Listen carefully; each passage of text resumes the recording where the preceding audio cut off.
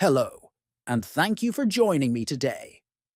In this video, I will guide you through the simple process of enabling Microsoft Defender SmartScreen on the Microsoft Edge mobile app.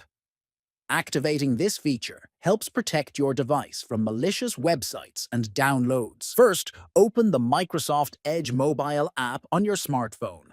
Next, look toward the bottom right corner. Tap on that button to open the main menu. Then, from the list that appears, tap on Settings.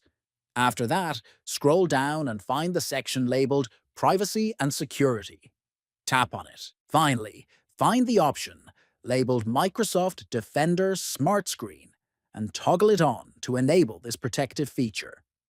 To sum up, enabling Microsoft Defender SmartScreen is a quick way to enhance your online safety while browsing on Microsoft Edge Mobile. Thanks for watching, and don't forget to subscribe for more helpful tutorials.